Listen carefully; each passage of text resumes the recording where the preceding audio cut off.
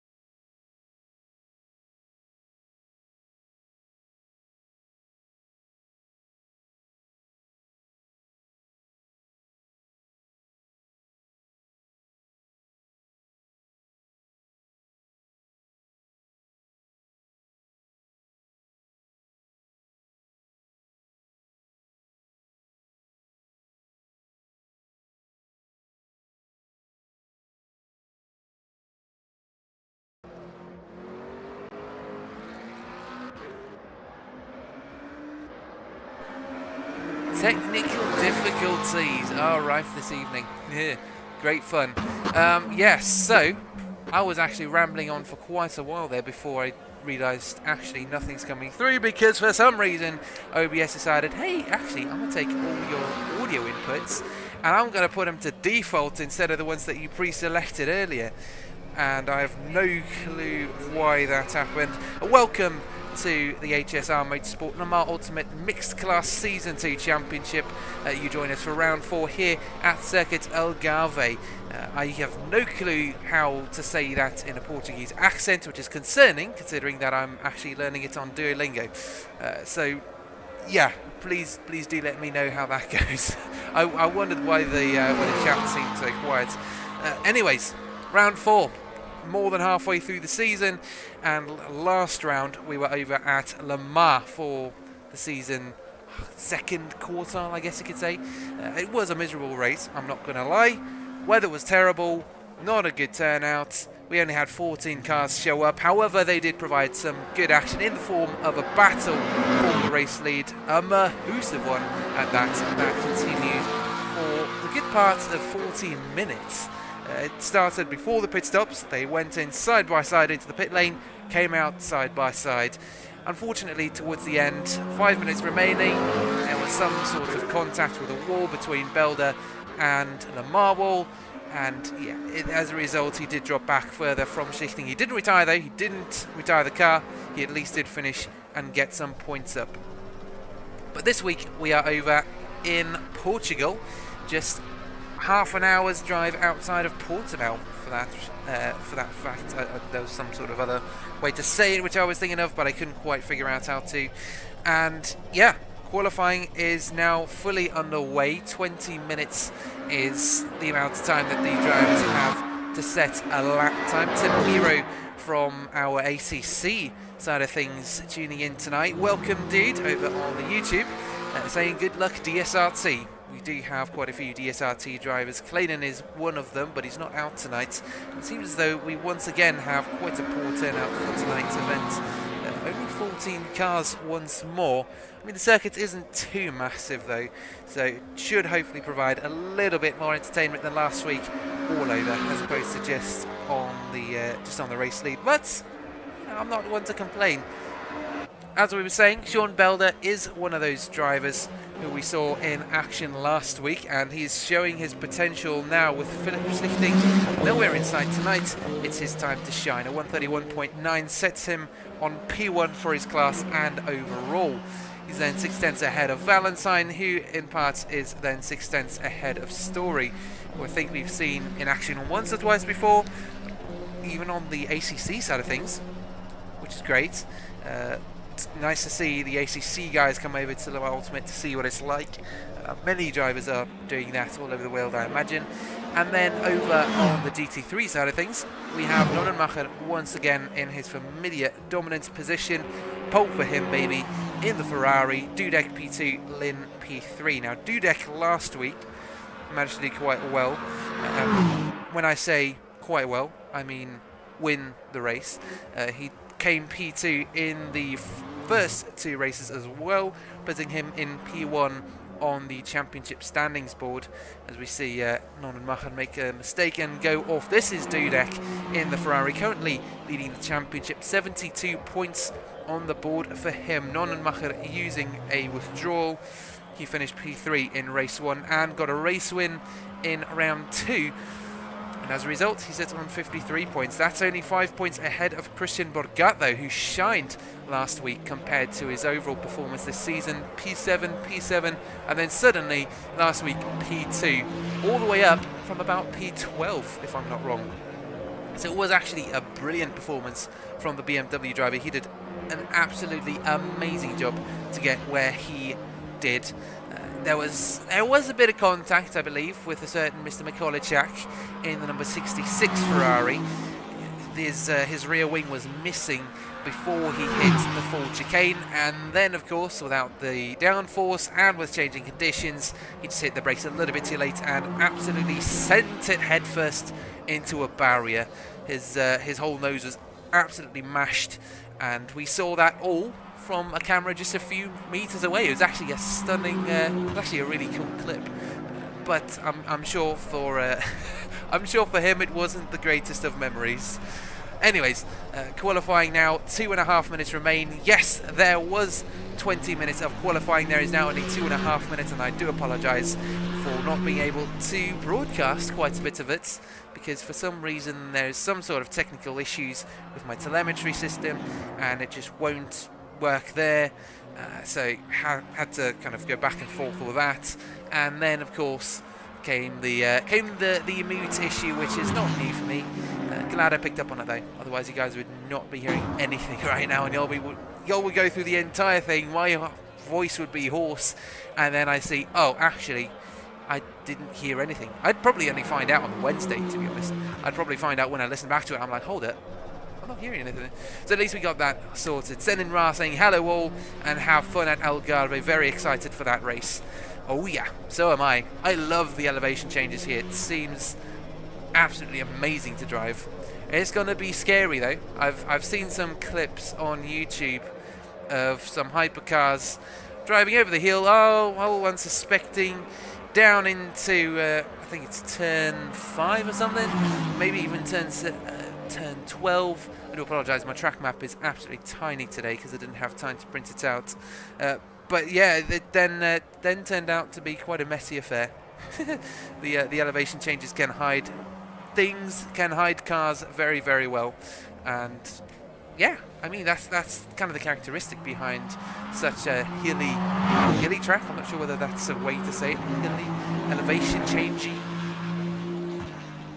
mountainous doesn't quite seem the right word for it, but I mean considering the actual change in elevation through all the corners and stuff, it actually does seem like a mountain. It literally looks like you're going up and down these massive hills. Like even there you can't see the track. I mean, we'll go on board for a little bit with the current championship leader, Nico Dudek. Let's see what it looks like on board for him, if my thing will work. Will it work? It won't give me on board though. That's a big shame. It won't give me... all sorts of technical issues tonight. Won't allow me to go on board with Mr. Dudek, who's currently setting a lap time. Nonanmacher across the line, still odds on to pole, 4/10 ahead of Dudek. Meanwhile, let's have a little review of the hypercar side of things. Sean Belder already back in pits in P1, Valentine P2, Mikey Story still going around the circuits, P3 for him, and then we've got Hewlett and Ricroft P4 and P5. Then over on the GT3 side of things, Nonanmacher, Dudek and Lynn are your top 3. Now I am surprised at how small this grid is following last week's performance and last week's turnout. It is a bit of a pity that we don't see as many people. I mean, yeah. I mean, what can you expect from a tricky track? I mean, it's not too tricky. It's F1 grade, so you know you'd anticipate some people will have at least heard of it, and of course it is on here, so people have had plenty of opportunities to practice. Cyril over on the Twitch side of things, thank you so much for joining us. DSRT is Zonomir, hello. I know you've got some fellow DSRT brothers over on the YouTube side of things, so it's great to see DSRT once again turn out en masse. And I think actually Mikey Story, if he'd had kept going, he might have set an even better lap time. A 1:31.6 is the best he could do though. I think it was purple sector for the first two sectors, yeah. Wei Long Lin currently also making his way around. We've seen some stuff here. It's alright. He's kind of been keeping it low, a low profile. Lin currently, if I can find him in the championship standings, it's actually P4. Last week, of course, we had all the rain and the usual challenge at Le Mans, putting him in P3 after all the chaos. So, you know, not too bad for him. He's currently P4 on the championship, 3 points ahead of Brandon Clayton, who we saw take that massive tumble down in Indianapolis. But that concludes our qualifying session here at Algarve. 20 minutes already gone by, or in our case, I mean, maybe 10 minutes. I don't know how long we've been live. I can't see my my OBS studios. The Blitz 19 commenting, it's challenging. I love it, in reference to the track. Uh, I love it too, even though this is the first time I'm seeing it and seeing it in action. Here we go though, our qualifying results and our starting grid. Sean Belder on pole with Reece Valentine alongside 2 LMH cars with Mikey Story and Craig Hewlett, P3 and P4. We've then got our final LMH car, Tony Rucroft, actually in an LMDH car, our final hypercar in P5 overall, with Eric Nonnenmacher pole for his class P1. Nico Dudek lines up in P2, while Wei Long Lin alongside in P3. David Zanuski comes along with Harold de Kock also there, and he actually managed to fix his surname this time. It used to be Harold Koch for a while. William van Lagen then lines up in the Ford, Francesco Arancesco alongside, and then we have Bhavesh B and Jesse Terreo in the Porsche and the Aston Martin. First time I've seen these guys out on track, actually, I think, and also in terms of manufacturer, it's the first time I've seen an Aston Martin out in this championship. So far we've only had Ferraris, we've only had McLarens, we've not had too many other things. It's yeah, it's been a bit quiet, I have to say, when it comes to the variety that comes with these cars. But of course, we have the new update that will that brings us the Lexus. That we'll hopefully see the. I think there's a Lamborghini LMGT3 that's coming out at some point, but we'll have to wait and see how that goes. In the meantime, we'll be very happy with the action and the cars available right now as our grid gets started on their formation lap. It's only a little bit, it's only a corner and a bit, so it's not going to be long as they make their way around the final corner, turn 15, that long right-hander, and then the race will begin at the start line.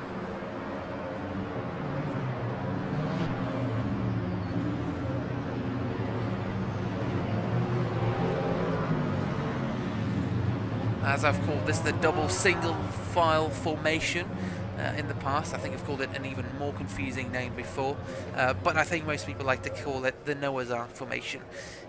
I think it is a much better way to say it, but I feel I need to get something more distinct. I need to get something else. 2 lines seems a bit too simple. Single file, not quite. 2 single files, doesn't quite sound right. But here they go then, up to the line in their Noah's Ark formation, and it's go time. 5 hypercars and 9 LMGT3 cars go storming down to turn 1 to start an hour of racing. Belder still holding on to that inside line. Valentine, no luck around the outside of turn 1. He's still there though, menacingly staring at the rear end of that yellow Ferrari, all relatively hassle-free in the hypercar category for the start. And over on the LMGT3 side of things, also seems to be fairly quiet. We do have some action down in P3 though. William van Lagen having a look at the rear end of that Ford Mustang ahead. No, sorry, well, van Lagen is running the Mustang. It's actually the McLaren behind having a look at his rear end. Let's stay on board with Reece Valentine though. 0.2 seconds. This race start has already spread out the field quite a lot. We can see Craig Hewlett in the Peugeot in the background on the rear end of Mike Story as well. If the software will allow us, we might be able to get an onboard shot, but I don't know, this thing's been a bit challenging tonight. I have no clue why it's been a bit it's been a bit weird. It's yeah, it is a bit all over the place tonight, but hey ho, we at least get to watch some racing. The Toyota looking towards the inside there. Belder not phased at all.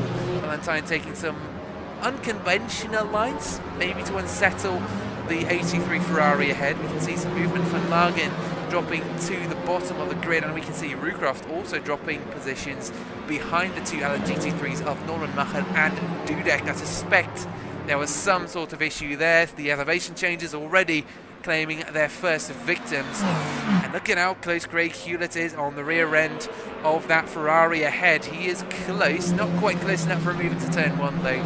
We'll keep an eye on this battle. 0.2 seconds between them. Hewlett needs to watch out because, of course, we have plenty of opportunities for track limits here. And that turn 1 seemed to be the perfect example of it. And Zanuski down in P9 and P10 overall, but P4 and P5 for position. Relatively close here on the LMGT3 side of things as well. We've seen Zanuski in action before. He's not been one to back down from any action. B, he's the first-time driver for us here at HSR Motorsport. First time I've seen him, at least, out on circuit, at least to my memory. And then he's got Cock behind, who's had a decent amount of action here with us at HSR Motorsport. Yeah, I'm looking at that gap between Craig Hewlett and Mike Story, though. 0.2 seconds still as they make their way down through turn 8 now. No, is it turn 8? It is my first time commentating on the circuit, so I do apologise if I get the corner names or the corner numbers more like wrong. Because, yeah, as I said, I have no clue what the circuit looks like other than the brief amount of research that I've done on it. That seems to be... all these corners look the same, man. They all look the same. I think this is the main straight, though, so I know that. We'll go for a little track walk then with these other guys. Actually, Cock and me actually swap positions as well. Terreo in the Aston Martin, also not looking too far away from the action. Actually, we catch him just in time to catch the inside of the green Aston Martin.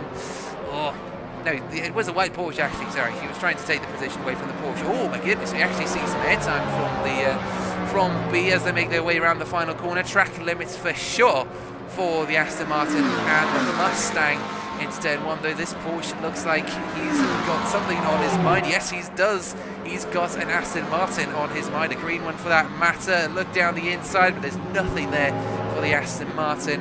No moves made, no moves taken, no positions moved. He's all still fine, but he needs to keep Van Aken in mind as well. And Lynn actually DNF'd from the session. Lynn in P14 at the moment, P9 in the race. Oh, there's a moment for the Aston Martin. He does keep it out the way of the Ford Mustang. My heart sank there for a second because I could only see the Mustang and the Aston Martin coming together. Oh, actually, and the Porsche has also spun there as well. To the left-hander of turn number 5. And up the hill, the Aston Martin and the Ford go. Position each for them. Lovely. Using track limits to his advantage is Mr. Terreo as B drops to the bottom of the grid. Now, it's not his usual spot. Well, it's his first time racing with us here, so I don't actually know. Is Terreo and B from DSRT as well? I know the Cook and Van Aken, they're from DSRT. Lynn potentially as well. Oh, Rucroft has dropped. Rucroft in the hyper. No. Who?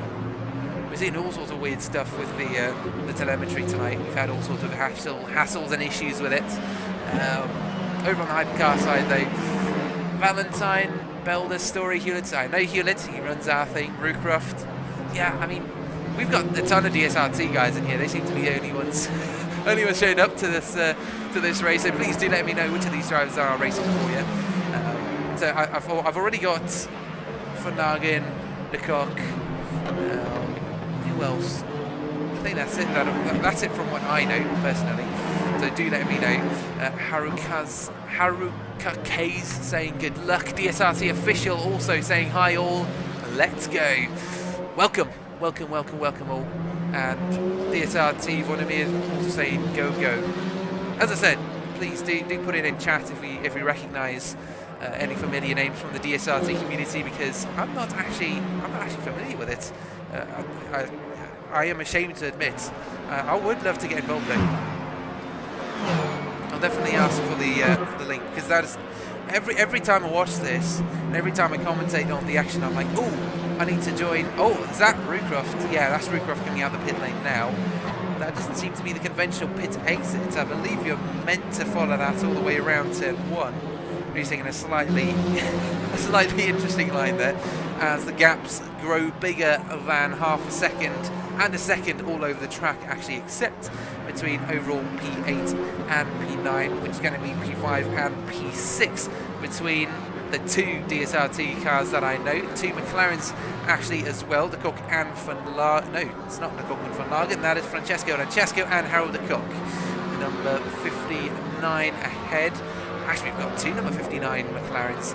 Here we go, de Cock looking towards the inside in the final corner. No luck there. But He's of course got turn 1 to look forward to.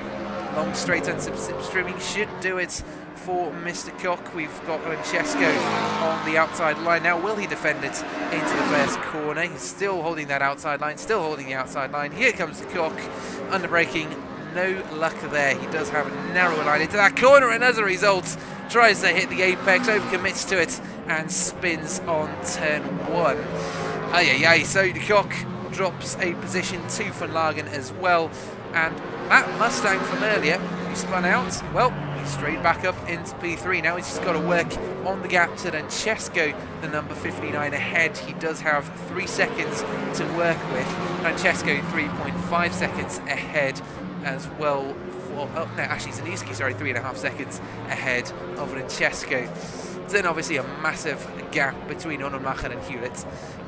Story though, 0.7 seconds off of Belder. That's another battle that we could potentially keep an eye on. Mikey Story in the number 50 Ferrari, who we didn't quite see in action last week. We saw 251 Ferraris, the only 2 Ferraris to show up, the only 2 cars to see action as such consistently over the course of the evening, and that was a huge shame. Why didn't they just pick number 50 and 51, or number 83 and number 50, just like we do here, just like we see between Belder and Story.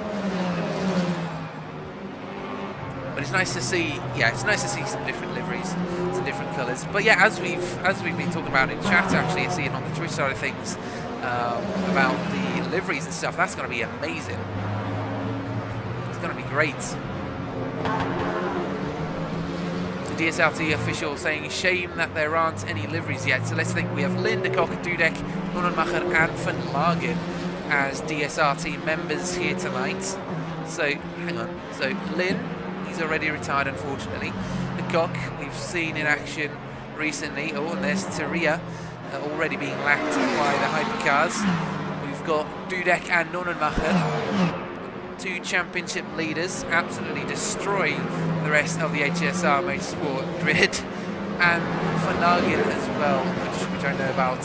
So that would mean we've got Van Lagen currently P5 overall. We see the Koch actually also being overtaken by these hypercars now. As we've spoken about before, how you deal with traffic is going to be key in racing a hypercar, and Belder, he's not had the best of luck. Story looking towards the inside there. Belder defending hard, and Story's lost control of that car, and now he spun himself out. Well, I wouldn't say he spun himself out, really. That was, I believe, contact. Belder defending really, really hard, and as a result, Story just goes wide. Not the best thing that could have happened in that scenario. Well, really, rather the 2 hypercars take each other out as opposed to a hypercar and an LMGT3 car, because that would just, I can't imagine that guilty would feel there. But that means Hewlett gains a position in the Peugeot. He's up to P3 now. Our Story now has to catch up to the rear end of Belder. I wish we could have a replay. A replay would be just amazing right about now. But actually, I did figure out we can, because there is a slight, obviously a delay between what actually happens in real time, what actually happens in track versus what you guys see on YouTube. I can actually check out what happened previously, but before we do, we've got Van Lagen coming up on the rear end of Francesco for P4 in the Mustang. You can actually see the action just ahead. Craig Hewlett having to take evasive action as he tries to make his way through this LMGT3 grid. This is a battle that we can potentially see kick off soon. Valentine and Belder actually just a second difference between them. This is where I saw some other gap close up as well. Story 1.2 seconds off of Hewlett. So actually Story's gaining fast as well. 0.8 seconds, 0.9 seconds. Keep an eye on that gap. Here comes Ricroft on the inside, and you can see Van Lagen, he did have to hold off on that turn in just a little bit, just slightly. It was he turned in, and then he saw, oh, actually there's someone there. Belder within 0.6 of Reese Valentine for the race lead, though. This could turn interesting. So there was a swap for position here then, of course. Belder lost out to Valentine at some point, probably very obvious, but I just completely forgot about it. Easel saying, hello mate, sorry for skipping the beginning. No worries, thank you so much for joining us even at this stage in the proceeding. Story is currently also 0.4 off of Hewlett for P3. that could be another potential battle to keep an eye on. And then, of course, for Nagin, he was close up, but now is back down to 1.1 seconds, so he might take a break from that LMGT3 action. He's saying, now we are here watching with Yarovyi. Welcome, dude. The Honda AM driver sensation, who debuted a couple weeks ago and promptly absolutely destroyed most of the pro grid and got hot listed. Welcome, guys. Oh, but this looks tasty. This looks tasty. Story 2/10 off of Hewlett, using the battery, maybe using a little bit of extra energy. No, well, we can't really in a Ferrari because it's all four-wheel drive. These two cars actually both four-wheel drive over 190 kilometers an hour. The only car, I believe, that is LMDH here is the Porsche and I think it might be the Toyota as well, I believe, conforming to the LMDH regulations, which, believe it or not, I had to spend an entire day researching and understanding what's the difference between the two and why one's allowed in one championship and why one's not allowed in the other one. It's a lot of politics, a lot of stuff that I didn't understand, but I did kind of understand, so I could give you, I could explain it a little bit better, but we'll have to see how it goes. Tim Miro popping in on the Twitch side of things as well, saying one more week for that livery update. Hewlett's still holding on to this position. He's thinking just one more lap before Story comes past, and if he keeps going like that, well, you know, at the end of the day he'll have defended for about 45 minutes as Story actually forced to the outside by Hewlett. He did think that traffic was going to get in the way. In fact, the traffic is getting in the way massively. Not just he thought it was going to get there, it is in the way. Dudek, though, not posing too much of a threat through the double right-hander. Story, though, he says, I want that inside line because I'm only 2/10 off of this Peugeot ahead and I want my position. 0.2 seconds, I should say, heading down the main straight now into turn one of the most popular overtaking zones on the circuit. And of course, the bit where the drivers are probably hitting their four-wheel drive grip for one of the only times on this circuit. I mean, there aren't many other opportunities really to hit that 190 km/h threshold, I believe, where the hybrid system can kick in. Or Nonnenmacher interfering with Craig Hewlett's exit. Story hot on his heels. I'm sure he's feeling that pressure. Vonimir saying cars are painting liveries soon. Cars, yes. DSRT official replying to Miro's comments earlier. Yes, baby, one more week until the fun really starts. I mean, to be fair, we've had some great fun on this as is. It'll just be a different kind of fun. For me, the real fun will start when we get race replays. Oh my days! For me, race replays, that's going to be the next thing that I'd love to see. Vonimir saying, I really like LMU, now fully switching from ACC to LMU. I'm going to start doing that as well, to be fair. Seeing these guys race and all the action and all the strategy behind it as well, as I did some research on it this week. Yeah, there's a ton of strategy that goes into this, even for the LMGT3 cars, which I just wasn't aware of before. Now, a typical strategy that we might see from Story here, speaking of strategy, is using the slipstream to get passes now within 2/10 as they make their way down the main straight, already breaking the slipstream, thinking he's got a little extra oomph down the main straight out to the final corner. Just not quite there yet, though. Came out a little too early, mate. He is proper tailgating that Peugeot, though, looking to the inside for turn 2, and that's actually Craig Hewlett is outbraking himself. No, it was Story who also outbraked himself.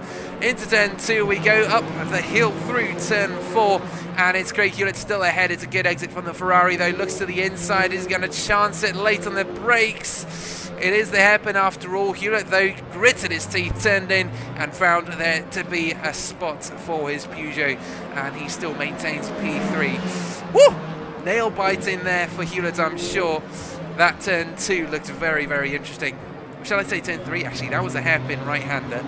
Turn 2 is just a little kick over to the right. He did seem to look into there as well. Now looking also a little further, just a tiny bit further up the grid, we can see our customary battle for the race lead. 6/10 different, 5/10, but this gap is 3/10, so we're going to stay on this one. Just keep an eye on it. back to the chit-chat going on the Twitch side of things. DSRT official saying you should join the guys then, as they did as well. Vonimir saying great news that more tracks are coming. I was on practice this week. We'll join more. I mean, by all means, guys, do come over. I think I'll be joining you guys next week. Next season, racing in the racing on LMU. Although I'm not quite sure whether it'll be LM GT3s or whether it'll be hypercars. It'll be interesting. I'm not too great on the brakes, so my tyres will probably suffer. And despite my four-wheel drive system, if I take one of the LMH cars, I think these cars would probably hate me. Oh, it's a wide run from Hewlett again, but this time Story has kept it nice and tight, kept his braking intact. Hewlett up through the left-hander of turn 4. It's a decent exit from Story. Scratch that. It's an amazing exit for Story. Can he keep it alongside into the braking zone, though? Yes, he can.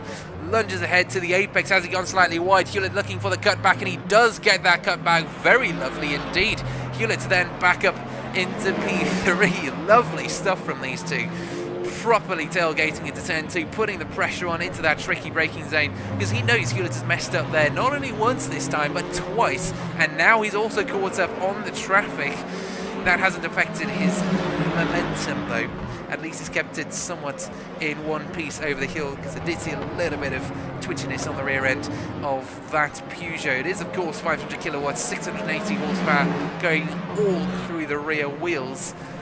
And in the case of the Peugeot and the Ferrari, that's all naturally aspirated. Well, no, not naturally aspirated, sorry, an internal combustion engine, but he might combust because P3 is now Story's. Just a little, it's done. There's nothing more to say. Story already straight up into P3, a little wide from Hewlett. Boop. Ferrari says, I'll take that position, thank you very much. And I'll start working on that 9.5 second gap up to Belder in P2.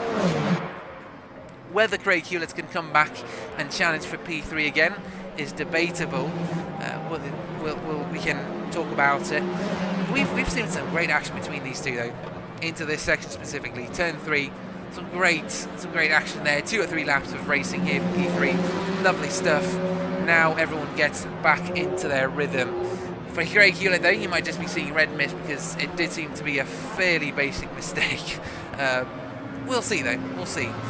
Another mistake on turn 5 compared to Ferrari, not quite a straight exit, but I'm not a SimRacing pro, so I will hesitate to comment. Oh, Story though caught up on that Porsche. So you could still see something happen here. Belder though, 2.5 seconds of Valentine. Something's happened there. Also, I didn't know Valentine was an absolute hypercar maniac. We've seen some good stuff from him over on the ACC GT3 side of things. He's been very decent there, and we've seen a couple decent performances, but this is just amazing. Leading the pack ahead of Belder, who last week utterly astounded us with his constant attacks on Schlichting's position and the constant pressure at Le Mans. Yeah, Valentine doing a good job today in the Toyota. Just look at how it bounces over the bumps, humps, and curbs and whatnot. Not quite porpoising on these guys, they're not low enough for that. Tim Muro saying I'll probably switch to after the ACC HSR season, in reference to the LMU switch that many ACC drivers are making. Tim Muro saying it is great LMU, especially in VR. Ooh, VR in this would be amazing, especially as the hypercar drivers. Like, GT3s, yeah, it's all right. I don't know. There's just something about these hypercars that are just, yeah, everyone wants to race them. Although to be fair, we only see five hypercars out tonight. So yeah, whether that statement proves true over the course of the next 2 races or not, we'll have to wait and see. DSRT official thing, big squad coming for LMU then. Absolutely. Tim Muro saying, Tim Muro asking what happened to Lynn, and DSRT saying that repairs were too much, so he just didn't see the value. Yeah, I mean, fair enough, I guess. I mean, if you are sitting there for like half the race trying to repair it, true, fair enough. And I mean, in the actual races as well, repairs don't usually just take 2 minutes. They'll probably take a bit longer. In the case of, I don't know why, but for some reason, Monaco in, I think it was 2019, pops up to mind with with Valtteri Bottas, and that one wheel nut that just wouldn't come off. I think it was the right front, and yeah, just because that wheel nut didn't come off, just because of that one single component, it all went to smithereens. He had to retire the car. I see also Van Lagen retired too. That Mustang that dropped earlier and managed to regain some positions. He did really well to come back, but unfortunately just doesn't seem to have made it to the end of tonight's race, or halfway for that matter, as we approach the 37th minute remaining in this 1 hour long race. We can anticipate some pit stops happening within the next lap, but so it's usually the 30-minute mark plus or minus a couple minutes. I usually give it about 5 minutes. It's usually around 2 laps if it were the lap counter. So for example, when I'm doing streams on F125 or F124 last year, it was halfway through the race, let's say 26 lap race, cool, lap 13 plus or minus 2 laps. It actually works out quite well here, considering that the typical lap time for a hypercar is about 1.5 minutes for Adam GT3s, just under 2 minutes, 1 minute and 46.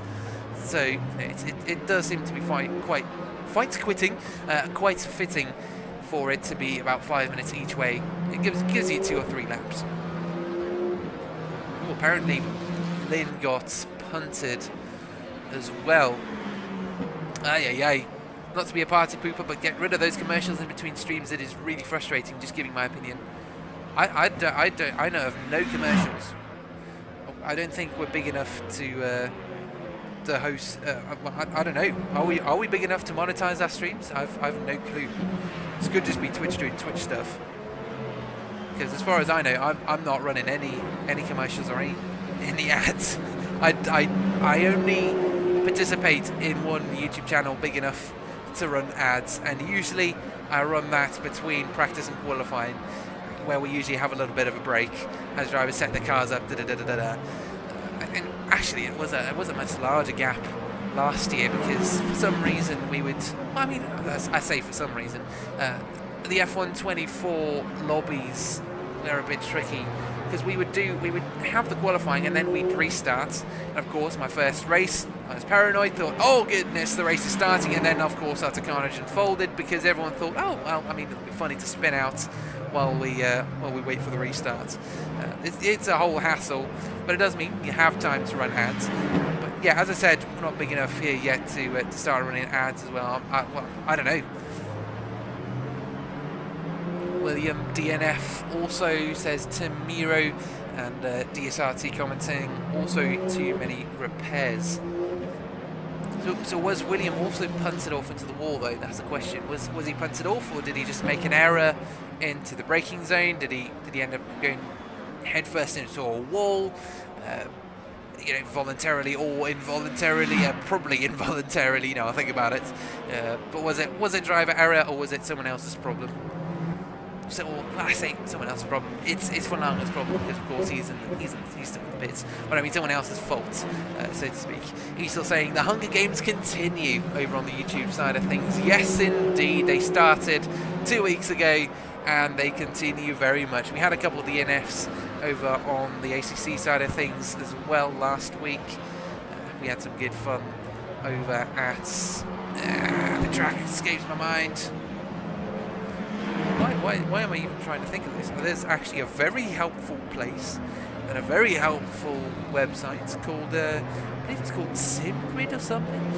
Valencia. There we go. How could I have forgotten Valencia? Because I participated in a race just the day after. So, yeah, not unfamiliar with it. Of course, when you're doing stuff live, things do escape your mind. You guys know how tricky, well, no, you won't know how tricky commentator maths is, commentator memory, commentator calculations, all the same thing, all terrible while there's action out on track. DSRT commenting on William Van Lagen's DNF, saying unsafe rejoin caused damage. Ay. That is terrible. You'd think in a grid of 14 cars we'd at least see some, some decent racing, not too many collisions or whatnot, but doesn't cease to surprise. Every day I just can't, I can never be ceased. I can can never cease to be surprised by mistakes and whatnot that people could make. It's you know, it's tough luck for DSRT. They've already had 2 of their drivers lose out tonight, both DNF. They do still have they still have Nonemacher and Dudek out on circuit. I don't think you guys have any hypercar drivers out tonight as well. Potentially over on the overall, you know, hypercar standings side of things. Potentially. Let's see. Let's look at the list. There's Philip Rico. Actually, we didn't actually also cover the standings for the hypercars at the moment. So Philip Schlichting, with his near-perfect record of 3 podiums and 2 wins so far, takes the lead in the championship, 79 points, winning last week's race, winning at Le Mans, the only race win so far. Valentin Cordier, should I say, just to distinguish between himself and the Toyota driver showing on your screen right now. He claimed P3 last week, 59 points for him, and only 2 points difference between himself and Kenneth Dahl Pedersen, also in the Toyota, who we saw perform really well over at the over in Monza, actually taking the race lead and holding on to it despite the pressure from that Ferrari behind in the form of Philip Schlichting. Heading straight into the final corner, they were close. You can actually see some action here, P9 and P10. Overall, Francesco Rancesco and Harold Koch fighting for P4 in the LMGT3 class. Orange McLaren versus red McLaren, so I might just say orange and red car as opposed to the McLarens. And it is actually very confusing for me as well, because there are 2 number 59 McLarens and 2 number 70 McLarens. Are you kidding me? It's not as bad as 3 number 46 BMWs though. I have had that before. I had that in a race where we were on Fuji, sopping wet conditions that changed over time, and the top 3 qualifiers to start the race were all number 46 BMWs. At least they had spaced themselves out by the time the race came to the end, so it was fairly easy to distinguish between them. And of course, you know, going by race name, driver name, it is much easier to distinguish between people as opposed to just liveries and car numbers. But of course, with the driver swaps coming to LMU, car numbers are going to be quite important. So I don't know whether there is a section in our constitution, I don't know what to call it, in the rule book for LMU or HSR Motorsport, where you are supposed to join with different car numbers from everyone else. I mean, that would be great, but of course, you know, I understand that it can be a bit tricky. With the car customization though, that's coming in the future, could we see custom numbers? Probably. I can imagine us seeing some custom numbers. That would be great. Number 777 for Kurt Peters when he comes over, when he converts to LMU. Sounds kind of like a cult. I'm making the switch from ACC to LMU, yeah. We converted to LMU. Though to be fair, that does sound more like a technical term as opposed to an actual religion. Or a cult, I should say, rather than a religion. I mean, I guess it depends on the difference between cults and religions. I don't quite know. I don't quite know myself. 6/10 between Francesco and the Koch, though. There is a difference between them. At least it's the number 59 and the number 70 McLaren. Not as tricky as the number 51 Ferrari situation we had last week, where they were constantly changing positions. So I couldn't even, at a glance, tell you who was Mr. Belder and who was Schlichting. Gasmanian Devil commenting, had more than 3 minutes of damage. I'm assuming that's either Van Lagen or Lynn. It's a 50-50. I'm gonna take a guess, and then we'll see how wrong I am. I mean, it's a 50-50 though. Not much chance to get wrong though, as Francesco and the Koch peel into the pits now. I'm gonna say, Gasmanian Devil, you are. I'm still second guessing myself. I don't know, who would you be? Gasmanian Devil. That sounds. Van Lagen, that sounds Dutch. Gasmanian Devil, that sounds obviously Australian or New Zealandish. Lynn, that sounds Asian. So I'm gonna say Lynn. I'm gonna just go out on a limb, say Gasmanian Devil. I think you are Lynn. But Yeah, I'll just go with it, 50-50. De Kock straight out, Francesco left, sitting in the pits. I'm assuming he's had some damage to that number 59, and he drops down to P3. Well, actually, no, sorry, not P3, P5. Because of course we've still got other Alum GT3s ahead, yes, no. But anyways, yeah, Gasmanian Devil, let me know, are you Lynn or are you Van Lagen? I've already put my guess. I've no clue whether I'm going to be correct, whether I have any inkling what I'm talking about. Do let me know. He's still saying it is a cult. Yes. Anyways, over on the hypercar side of things, Valentine still leads in the Toyota, 5 seconds clear of Belder, and then Story in P3. Hewlett unfortunately unable to hold on to the rear end of the number 50 Ferrari, and Rucroft still making his way through the Allen GT3 pack. I'm assuming he's just made some driver errors, and of course he did come in for that early pit stop, so he's still making his way through that grid. Peter's Kurtz joining us on stream as well, saying Van Lagen is devil. At the moment I am, yes. Ah, man, it is disappointing. It is very disappointing. Some new guys join in, freak up your race. Well, yeah, no, I know the feeling. I know some guys who know the feeling as well. I'm sure you were all familiar with a certain Roman Hosco over on the ACC side of things. And you may have actually seen him in action in chat last week at Valencia even, because he got tapped out by a couple guys as well. Oh, hello there! Aston Martin goes absolutely flying in the background. P11 Tirayo in the 777. He was like, you guys talking about some LMG? You guys talking about GT3s? You guys talking about my fellow guys? Listen, we didn't mean for you to set an example of how spins should look, but I mean, if you wanted to demonstrate, I mean, by all means, go ahead. That was hilarious. That looked absolutely incredible. At least he hasn't hit a wall. He's still in one piece. He's still fine, still going, and his battle with B will no doubt flare up once he finishes his pit stop, unless it was an absolutely terrible pit stop for the number 92 Porsche, and he's actually suffering right now. I mean, actually, we can see how many times they've stopped.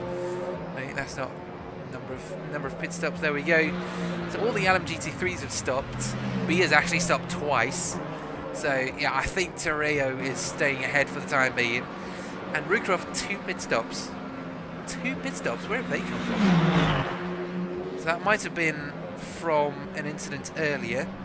And then, of course, the normal pit stop for energy and tyres.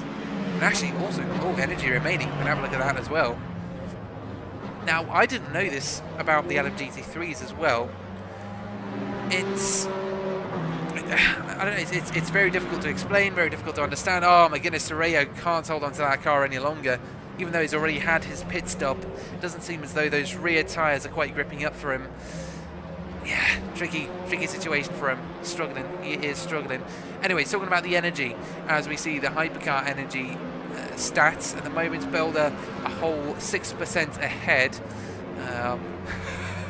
That's the on the YouTube side of things. The way we were sprinting to the screen after your scream. I do have to say, I think I do escalate things very, very quickly, and then it dies down very, very quickly afterwards as well. Yeah, Terreo really struggling with that car. He just cannot get this thing stopped, cannot stop over-rotating this car. Actually, you're also commenting earlier, BRO, we have the headphones with the stream in, meanwhile seating in a different room. Okay, so you can hear it, but you can't quite see it. I mean, to be fair, I do that at work pretty much. I can't see the screen, but I work. And while I work, then I can listen back to myself. But there are moments, for example, last round where we had the absolutely amazing Sean Belder and Philip Schlichting battle happen, and it was very tempting to just tilt up the phone and have a little peek. Every single time. He's saying another victim of the Hunger Games. Yup. Well, I mean, almost. Tiroya not quite damaged with the wall. From what we could see, I think it's just overheating rear end tyres, because we were busy following we were busy talking about Ferrari. We were talking about actually, we can get back into that conversation, Hosco and his aggressiveness, as he commented on last week. But yeah, we were just talking about it, whatever. And then yeah, through turn 3, I think it was maybe turn 2 actually, all we see is this guy, Mr. Tireo, in the number 777 Aston Martin, kind of give us a cool slide across the screen, looking straight at the camera as he just went straight past the corner. It was a massive slide for the green car. It was just amazing. I just loved it. It looked absolutely fantastic. But of course, I'm sure his tyres are currently screaming out for breath, screaming out for cooler weather. And I almost did that today because it was a scorching 24 degrees over in the south of England. And I know that doesn't sound very much compared to most other countries. Heck, I come from South Africa, where the temperature usually exceeds about 30 degrees Celsius anyways, daily, during the summer at least. And actually maybe even potentially during the winter. And yeah, nowadays I still find it very hot as well. I'm very thankful I do not need a camera at this point in time. Like a what do they call it? The camera you use for your computer. It's not a dash cam, because that's what you use on your cars. Although to be fair, a dash cam would probably be quite good. A webcam, that's it. You can see I'm very technology savvy. Oh yes, very technology savvy. I'm talking about my energy and whatnot. I feel like I've started about 500 different conversations and 500 different topics to talk about, but every single time something new comes up, a new conversation starts, and then things escalate from there. So yeah, let's bring it back then. So we'll close this conversation with the Aston Martin. Come on, mate! I'm trying to stop this conversation, but you just keep starting it up again. Oh, mate! I think we need to switch from Mr. Tireo. We're maybe putting too much pressure on him. We're watching too much. It's that thing of when you try and show your parents something, and then that's the one time that you don't actually get it right, because there's too much peer pressure, there's too much pressure from the guys watching. Although to be fair, you could actually see some racing action here. 2 seconds between B and Tireo. Should be a fairly easy pass for the Porsche, or this could be the biggest battle that we've seen all day today. We did see a massive battle between Craig Hewlett and Story earlier for P3. That was amazing stuff. Specifically in the first sector of the racetrack, heading into turn 3 and turn 4, and the one time that Story managed to keep it close to the rear end of Hewlett into turn 3, well, I should say turn 2 actually, that was the one time we saw a move happen. We did see plenty of movement, don't get me wrong, but it was the one time that it actually made it stick. It was fantastic racing though, fantastic stuff, good space left, just very respectful racing. But that gap has opened up now. Yeah, Story was the faster driver, now 9 seconds, 10 seconds ahead of Hewlett, who still manages to maintain his P4 position ahead of Rucroft, who seems to be struggling very much, just like Tireo in that green Aston Martin, now under threat from the Porsche behind, and we can actually see Nunemacher in the a BMW in the Ferrari alongside. Hopefully no blue flag incidents here, but it doesn't seem as though B is quite letting off the gas, because he of course is chasing that green Aston Martin, and we've also got a hypercar in the mix. So the 2 race leaders there, all in one shot, Reese Valentine and Nonenmacher. Belder catching up on him though, 1 second. This could be another battle to keep an eye on, as Nonenmacher finally makes his way past the blue flag traffic in the form of the number 92 Porsche, and as you can see, he's not quite happy with Tireo not giving him enough respect, I think. It's the word for it when he went to get past. De Kock retires as well, the number 70. Both number 70 McLarens have now retired from the session. And this is why we need replays. We need to be able to see what happened. But it is nice to be having the official team on the Twitch chat side of things. Gasmanian Devil saying Harold has a bug, I hear. That's the worst though, is when it's completely out of your control. We had that with Gale a couple of weeks ago. I think it was Bahrain. First time he joined us, second race of the season, all hyped up in the Porsche 911, and then his PC crashed. he was about half an hour in. You know, he'd done the hard work, and then yeah, something happened to his PC and it was completely out of his hands. That is the most frustrating feeling. Although to be fair, I think it does add a level of realism. Oh my goodness, and realism. Oh yeah, reality has hit hard for Terreo. He cannot continue further in that position. B takes P10 overall, and of course then P5 in class. Yep, the Hunger Games continue. Easel, I know you're listening, even though you're not in the same room. Well, I mean, obviously we're not in the same room because we're probably in two completely different countries, unless you're British. But yeah, you know, the Hunger Games do continue. Man, and I can anticipate Terreo pushing that car a little bit too hard, and at some point he's just going to end up in the wall hard again. He's pushing way too hard. He's pushing those rear tyres way too much tail braking. Those rear ends are probably overheating massively. They do get a moment to breathe on the main straight, but if you think every time he slides, he's abrading that surface. So every single time he slid, he has, of course, abraded that surface. And then, of course, the overheating tyres, every time he does that, it's a snowball. It's a snowball effect. It just gets worse and worse and worse and worse. Especially on a track like this, where typically you don't generally have many long straights between corners. Yeah, your tyres just don't have time to cool down. They're constantly being put under stress, constantly left, constantly right. But it's not as bad as it could be. It's not as bad as, I think, the second sector of Bahrain, was it? Where it's constantly left, right, left, right, left, right, where we saw the massive battle between Nikolajczak and Koch, I think. Esau saying, I'm betting on 10 cars through the finishing line. Ooh, back into the betting. Oh yes. How many cars do we reckon are going to finish the race today? Last week, sorry, not last week. I keep making the same mistake. It's so confusing with these different championships. Last round at Le Mans, we started taking bets, and that's when all the action heated up. So hopefully we'll have a similar thing here, although that would necessitate a mistake from someone. And we're probably looking at the person who would make a mistake, but he is currently P last overall. So probably not the best person to follow, I think, if we're looking for racing action. It is a very unfortunate situation for the 777 because it is really tricky to keep your tyres on the right pressure, on the right temperature, on the best of days. Doing so with worn tyres is going to be an extra challenge.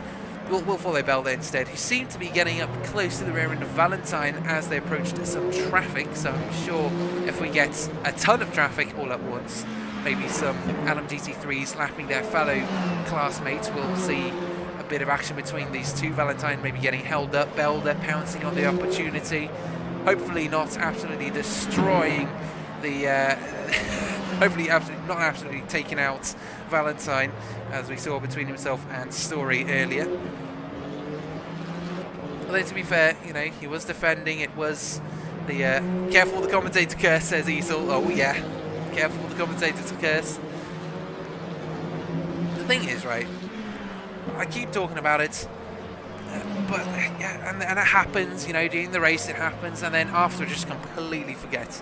Like I think I can probably only think of one instance where the commentator curse has actually come true for me. It comes true a lot of times, but yeah, that was the one time I actually remember it. There are so many times when it's probably happened and I've just completely forgotten. So hopefully tonight will not be one of the more memorable ones. Story 3.5 seconds off of Belda. You can actually see him in the background there, the red Ferrari coming up on the privateer team, the number 83 car. Yeah, commentator curse is another thing we talk about.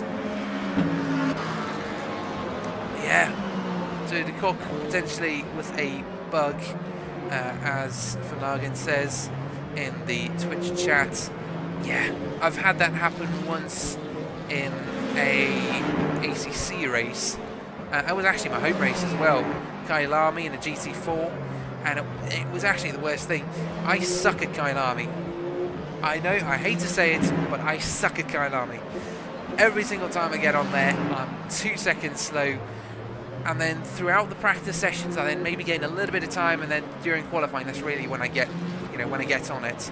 And that's what happened this time round. So, load in, do my practice, an hour, actually 2 hours, because I was on before the race actually started, putting in all the hard work, all the effort, and actually managed to gain 1.5 seconds. I was actually on pace. It was actually even the best qualifying result of the season for me.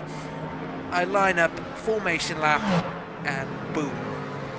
Race crashes, sorry, not race crashes, my PC crashes, game crashes, whatever.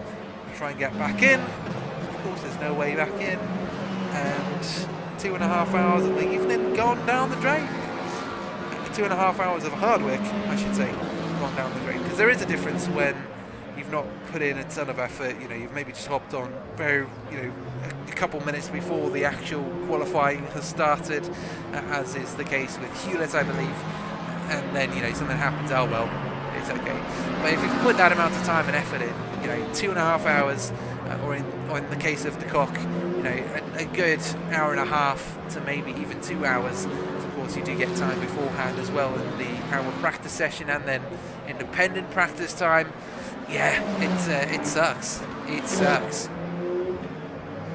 For Lagan and Lynn also, yeah, when it's out of your control, anything that's not within your control that happens to you, that sucks.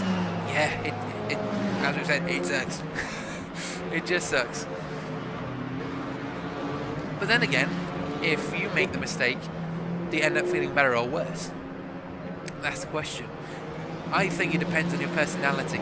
I think it depends on your character and your morals. Not quite morals, maybe your principles, I guess you could say. Belder ducks into the pits with Story also hot on his heels, so depending on how these pit stops go, we could see a swap for position here. Story definitely did gain on Belder massively in the last couple of laps. You can also see Valentine pitting right now as well.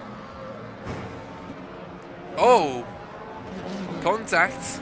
Yeah, cars do not ghost. Story straight into the rear end of Belder, and Belder, yep, he's got a near rear wing to fix now, but I don't think he's actually cared, because he's just straight back out and actually overtakes Valentine in the pits. Look at that. Valentine, some sort of issue in the pit stop phase, as he maybe had some damage to his car. He's at least moving, so it wasn't that he was retiring the car.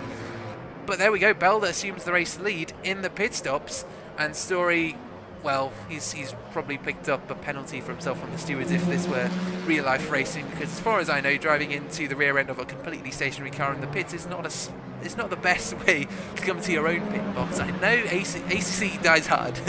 ACC, the cars ghost in the pit lane, and it's all fine, but I do actually really like this. I love how you actually have to watch out for cars in the pit lane, because every other game you either have to press a button to just come into the pit at the right time, you either get it all done for you. The only thing you can really control when you come to the pits is how you stop in the pit box, in the case of ACC and AssettoCorsa, whether you actually stop the car before the pit line, before the what do they call it, pit lane entry, I think. Yeah, I don't know what words tonight. Before the pit lane entry, and that's the only way you can get a penalty otherwise. And then also pit stop if you miss your button on F125. Actually, I had a lot of fun with F125 the other day. It was Wednesday evening, 2 days ago in Silverstone. We had a safety car lap 18 of 26. Everyone had already stopped, had their pit stop for the race, but of course, safety car brings a lot of opportunities. Everyone slid into the pit, sprinted in there, I should say, and yeah, a couple did end up overshooting and locking up violently. But despite all that, unfortunately, yeah, they didn't make the cut. 10-second time penalties for the lot of them.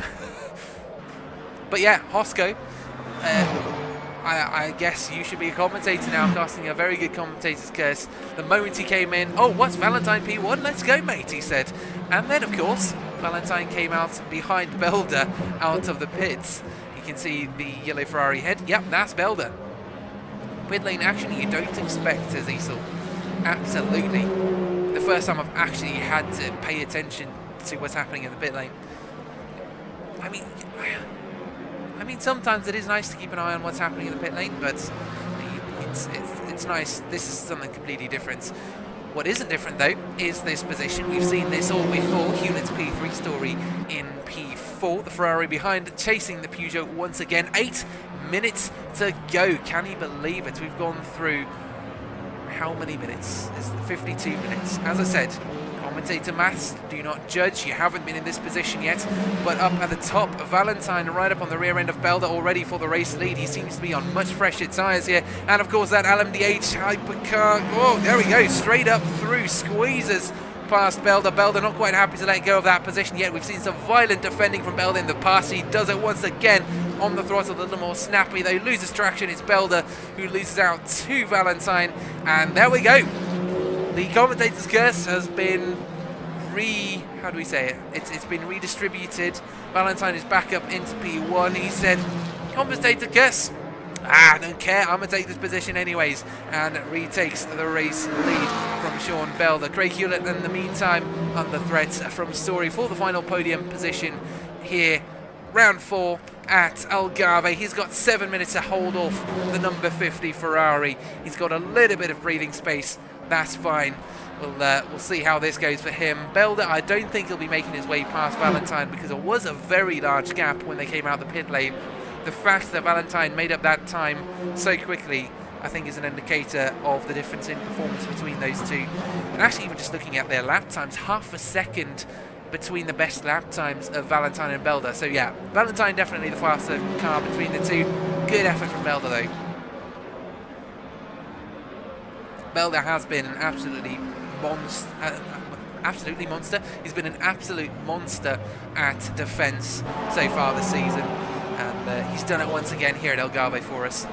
DSRT saying, to be honest, you really need to look at driver and safety ratings for classes. A hyper that is in the same lap as a GT3 isn't good, sorry. Yeah, I mean, it's good you put your comments and concerns in here. We really appreciate it. I'm unfortunately the wrong person to talk to about it. I'm the guy that typically goes, whoa, when something happens, and I just get to enjoy all the chaos that unfolds, such as between Terreo and B, potentially 0.2 seconds between these two. Action up and down the field. Action all the way up and down the field. Valentine and Belder fighting for P1, Hewlett and Story for P3, and now we've got B and Terreo for the final position on the grid. We've also got 0.2 seconds between Hewlett and Story also making their way around the final corner. So actually we can see that duo in P last and P second to last just ahead. And they've actually switched positions. Damn! The one moment I look away, that's the one moment it happens. Just typical, isn't it? Just typical. And Rucroft only now managed to make his way up into P5 overall. And there we go, Story down the inside of Hewlett, the typical overtaking position where we've seen Hewlett go wide so often. He's tried to hold on to the inside, but this time Story said, I've mastered this corner, you haven't. Here we go, I'll take that position. Nice and easy stuff.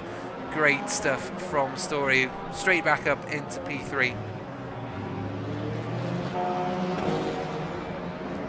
Yeah, DSRT saying, I know, mate, you're doing an amazing job and Craig needs to look at it. Love the stream, just giving my opinion. Yeah, fair enough, mate. Yeah, fair enough. I'm sure my opinions aren't more than valued by particular members of the current races when I do comment certain things about them or when some things happen. I'm sure I've probably offended a couple of people, but I don't think I'm generally a majorly offensive person when it comes to commentary. I'm fairly unbiased, except when it is a terrible kill, such as I know Kurt Peters, you were in here earlier. I'm gonna pull it out. Yeah, the double kill streak guy of Spa in that Lexus. Yeah, that was terrible, mate. Sorry to bring it up again, but that will forever live in my mind. It was an Audi, and then the very next corner a Ferrari, you know, and then the very next race he did it again. Yeah, the next race something happened. So I think it was a car that got a bit skittish, got a bit scared, spun himself out, and then I think you did rear end on one other driver at Brands Hatch. I know you did. I just can't remember the name of the second guy. It was Lanartas at Spa. It was who was the other guy? It was the Ferrari of Fun something. And then yeah, Brand's hashtag name just completely escapes me. It was Hosco. Perfect. The one guy you probably don't want to rear end, as we found out last week. Actually, Hosco, yeah, he said himself he's very grateful he hasn't been banned from the server for his comments. I mean, he did apologise, which is a lot more than I've seen guys do in the past. But yeah, so, I mean, bad racing standards, close racing, hard racing. The lines get a bit blurry sometimes. It got a bit blurry at Bahrain, to be fair, between the McLaren and Ferrari's McCulloch. I think it was Lynn who had that absolutely magnificent battle. Meanwhile, 2 minutes and 20 seconds remaining in the race. We are approaching the final couple of laps. Can you believe it? We've gone through 58 minutes of action, and I've managed to babble for all of it. I'm actually astounded, especially considering I'm an introvert. Although, to be fair, this is my perfect zone. I can just chat away to some people who are following virtually, to be fair. But you know, it's different when it's in person. You know, it's different spending time with physical people. I say physical people. Spending time with people in person. You know, it's just a different vibe. Rev up saying at Easel, I had my pit lane experience today too. Sadly, I got drive through by Mustang as I was leaving garage and dailies. Aish. Yeah, no, daily lobbies are probably going to be a bit fun. They're going to be fun on this, especially with all the ghosting. Rev up saying, next race I'm going to co-commentate. I got your back, mate. Let's curse them all. Indeed. You sound very much like your girlfriend, mate. We had her on for the one race that... No, it wasn't one race. One of the two races that she's turned up in the chat on the YouTube side of things. And, of course, Oscar was racing at Spa, chasing Lenartas for the class win. And she was like, I wish a curse upon this guy. And fortunately it didn't work because, of course, you know, it wasn't a commentator's curse, and I did make very clear that we do not condone black magic or encourage commentator cursing. So it is good that you guys do remind me. Don't talk too much. Don't think about too many scenarios, because there is 40 seconds remaining in the race, and of course it would be an utter shambles if Valentine lost the rear end and went wide at turn 3, which hasn't happened. So, you know, we're all safe. See, commentator curses, they're fine. As long as he doesn't lose it through the following 12 corners, we'll be all good. Rev up saying Hosco and Yanis comms duo is something nobody had on their bingo card for this year. Absolutely not. That is going to be nuts. I can only imagine Topinka being dropped by some blue flag driver and you just absolutely cursing your head off. That would be the one time we stop the broadcast for language. I would like to think my language is at least fairly clean compared to most people, so that's fine. He's also commenting earlier on that battle for P second to last between Terreo and B, saying we were too early to write off that AM. Yeah, we were, but sometimes, you know, it's a risk you gotta take. I mean, when it comes to on-track position, you know, whether it's a question of, do I want to watch P4? Do I want to watch the battle for the final podium position, or do I want to watch the battle for last? Depending on who it is, I'd probably say P4, hence my decision, but no, to each their own.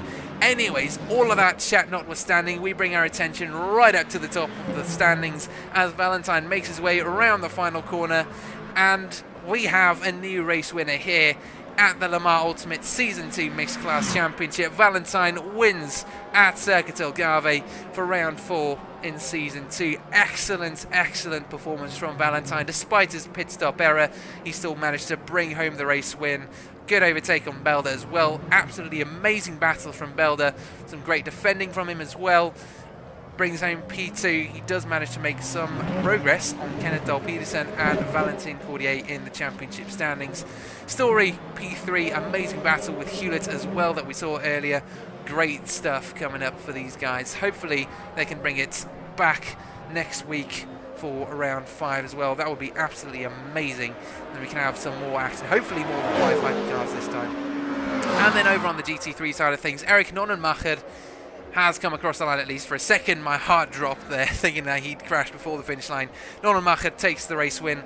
Nico Dudek in P2, and then David Zanussi P3. We've actually had pretty much everyone come across the line. It's actually only Francesco and B to come across the line. Francesco P4 for him. We did see some good stuff from him today. Also from the Porsche behind. We saw some action there. Maybe not the best, but you know, we saw some action. It does seem though as though B had visited the pits more than about 3 times, which, yeah, I mean, most of the racing tends to happen out on the actual track as opposed to the pit lane. So hopefully next time we'll see some better results from him. Terreo, can you believe it, comes across the line and finishes in P10, which is absolutely amazing considering the utter carnage his rear wheels are experiencing through the middle to late stage of this race, I guess you could say. So yeah, that concludes our 4th race of the season, and a decent amount of action, and me being very surprised that I'm actually able to have babbled for that long. Esau saying on the YouTube side of things, please courtesy of you next Friday. He is getting his nose up too much. Personal ask XD. I see. Well, the thing is, you know, you can't ask someone to commentate to curse someone else. I don't think it works as well. I think it actually then dilutes the power of the curse itself. So we'll see. We'll see what happens, you know, whether my creative mind can do it or not. We'll have to wait and see. Anyways, this is our race finishing positions then. Reese Valentine takes the race win. Sean Belder and Mikey Story in the 2 Ferraris round out your podium finishing positions. We've then got Craig Hewlett in P4 and Tony Rucroft rounding out your hypercar grid. Then, of course, on the LMGT3 side of things, Eric Nonnenmacher actually finished ahead of a hypercar to take the race win for his class. Nico Dudek P2, and then David Zaniewski in P3. Good stuff from all of the above, really. Great stuff. Some great performances, some really interesting action. You know, it was great seeing the battle for P3 between Craig Hewlett and the other drivers as well, Craig Hewlett and Story. Can't believe I've forgotten the name. And then, of course, great to see all the sliding from from the 777. Glad he did manage to finish it in P4. The Blitz 19 saying 4 flat spots after my wheel snapped. How does your wheel snap? Is that your physical racing, you know, sim racing wheel, or is it your tire, your in-game tire? Esau commenting, it's Yarovyi himself, no curse for Friday, please. Yes, I mean, I did explain to Esau, I'm assuming Esau himself or herself, saying, you know, we're not doing commentators' curses quite yet. You can't do it on request. It has to occur naturally. The blitzing on the straight, it just snapped. I don't know, IRL though. Oh shoot! On the straight as well. That's nuts. Oh mate, I hope you get it repaired though. I hope it doesn't end up being too bad. Esau saying, thanks for the commentary, mate. Have a good one. See you later, dude. Or dudess. I'm not quite sure. This feels almost like a boyfriend-girlfriend situation, similar to what Hosco and Obita have that we've seen happen before on stream. Formika, GG, great race, good stuff. Yeah, no, it was entertaining. We had some entertaining bits here and there. Some good banter as well. Although, well, I'm not sure whether banter is the right word, because we didn't really kind of, I don't know, we didn't really get into, I don't know whether banter qualifies as, you know, insulting people or, you know, friends, insulting friends and whatnot. You know, the usual friend roasting and whatnot that can happen there. Anyways, oh, for some reason, my again, technical difficulties playing havoc. Esau saying dudess and no. Cool. So it is a dudess. Brilliant. So Yarovyi is the dude. Esau dudess. Is that right? Just so I know for next time. I mean, I was actually really proud of myself a couple weeks ago when I managed to not misgender the one female driver in a certain community, and I was like, yes, I nailed that. She actually DM'd me afterwards saying, yeah, and yes, I am a female, because it was just the one name that seemed slightly different. But I mean, I guess we can talk about that next week. Anyways, I've been babbling on for way too long post race. Yarovyi is a dudess as well, actually. Oh, okay. Oh, cool. There we go. Dudesses galore. great stuff. So now I know. Now I know. Because I think everyone just gets into the habit of going, oh, he's spun out, he's da-da-da-da-da. So when they say it is a male-dominated sport, I kind of get what they mean as a commentator. I think there was literally a comment just the other day, or just a clip or a reel I saw the other day saying, oh, it's such a male-dominated sport. It was actually the Iron Dames who were participating in the Le Mans race, actually happening this weekend as well. So actually, who of you are watching the Le Mans race? Because I will definitely be having it up on WEC TV. I'll maybe making myself on the account or whatever. Hopefully I can watch it live. I think that's how you can watch it live. But yeah, let me know who's watching it, who's watching the whole 24 hours, who's having it on in the background during the day and doing their daily stuff. Do let me know. Because, yeah, it's going to be very interesting, especially considering that we've got 2 Daytona Cadillacs up in P1 and P2. No one saw that coming, and the Ferrari's not quite performing. Kit Peters saying, see you on Friday. See you later, sir. Have a good evening. Of course, our ACC driver, one of our ACC competitors, actually a ACC GT3 champion as well. He's still saying, no, but I'm dying here, lol. He doesn't understand what dudette is. Wait, so yeah, I'm confused. Is Yarovi then a dudette or a dude? Because you just said he. Spelling, you know, that punctuation, all of that matters, Esau. All of that matters a lot. Communication is key here. I'm still confused. Also, I don't know whether people get really offended when they get misgendered in race commentary. I'm not sure. I don't have the most information. I probably should have some sort of information on this. Hence why I'm asking the actual sources of information. But, I mean, if I don't get a comment before, let's say, 2140 BST, then I will never know until I meet someone. No, I was joking. He is a dude. Mate, you would have, next week, you would have had me calling this guy a female. I would have been like, oh, look at him, here she comes. You can tell I'm already in that habit. So at least I haven't broken that habit for Yarovi, though. That dude is going to do great. So yeah, anyways. Join us then next week. Anvil1137. Welcome, dude. Arrested immediately. Stephen A. Smith. Ha! No clue what that means. Some sort of bot. This is the longest I've talked post-race, by the way. They just keep coming. The comments just keep coming, and they don't stop coming, and they don't stop coming. Valentine saying WWW. Yes, indeed, sir. Race win. 4th round. Congrats, dude. That was awesome. That was amazing. Great to see you perform on the LMU side of things. Great to see you take a race win here. Sorry for the poor wording, but I am dead from laughter. How are you typing then? That's my question. How are you still typing if you're dead? I don't understand that logic. Let us wrap up then. I think this has gone way too far. Anvil's also getting a bit bored in chat. Straight face emoji. So that was round 4 LMU Championship. We've got 2 more to go. We are now 2/3 of the way through, or 66.66666666666% of the way through. You could say the 2/3 quartile, although I'm not quite sure what that would be. I only know quartile is actually called, so it wouldn't actually make sense. 66.6th percentile. There we go, that's the word. You can tell I haven't done A-level maths in a while. And then, of course, next week we have the ACC Championship running once more. But join us in 2 weeks for round 5 of this championship at Interlagos in Brazil. Although you can just join on your PC and online. You don't have to go to Interlagos physically. But yeah, join us in a couple of weeks for that. 2 weeks precisely, 8 PM BST, the usual time. Or if you like your ACC, pop in next week, same time as well. Quali again starting 8 PM BST. It's been Yanis Mayer. This has been LMU. This has been HSR Motorsport. And this is the end of the stream. I'll see you all later, either next week or the week thereafter. Have a good night. See you later.